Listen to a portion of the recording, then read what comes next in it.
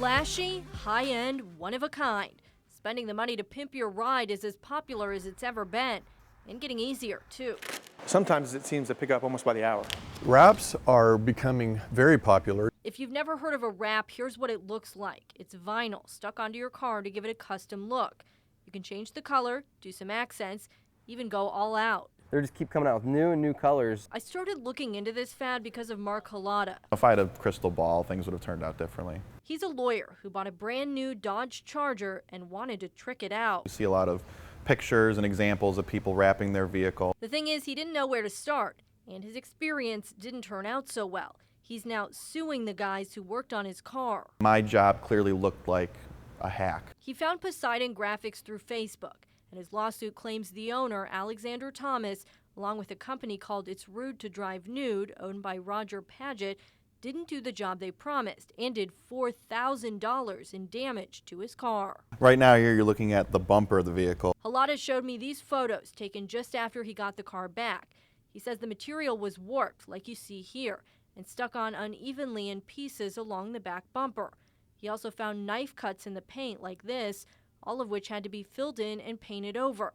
Plus, he says when the pair handed over the keys, his gas tank was empty, the new car had 200 more miles on it, and it was trashed. At that point, I'm noticing things about the car. I'm noticing that it's filled with garbage. It's filled with one of the guy's credit cards. It's got bills. It's got socks in it. It's got dirt in every seat.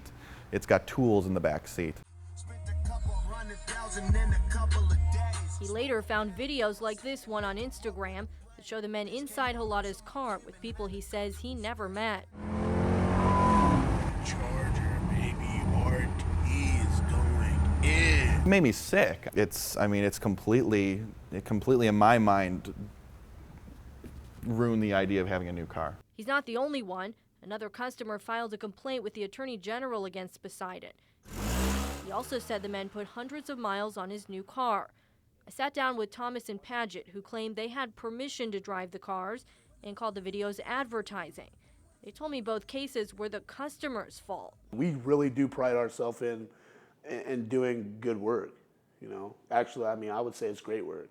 A lot of our customers say it's great work. Thomas and Paget blamed Halata, saying he changed what he wanted and wouldn't pay for more vinyl, so they had to piece together scraps on the back of his car.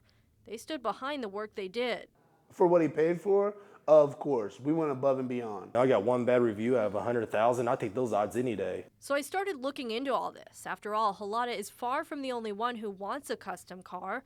I quickly found this is an industry with very little oversight. So it takes a lot of talent and it takes a lot of experience. Two companies, Dream Street and Shadow Graphics, both in business for more than 20 years, told me car wraps like this are a rising industry, growing by the day, and there's no regulation. Fortunately, there's no entity that governs our profession. Thinking of how many people consider their car their baby, I took the problem to the Better Business Bureau. Handing them the keys, and who knows what they're going to be able to do with it. The BBB doesn't even have a category for car wraps yet, which means if you want to do this to your car, you need to do your research. And I would just tell people to check as many resources out there as they can. Reputation is everything for us. The companies I talked to agreed that more regulation is needed. The popularity and the momentum is picking up. It's something that needs to be done. Until then, people like Mark are on their own. I didn't even really know there were places that did this professionally.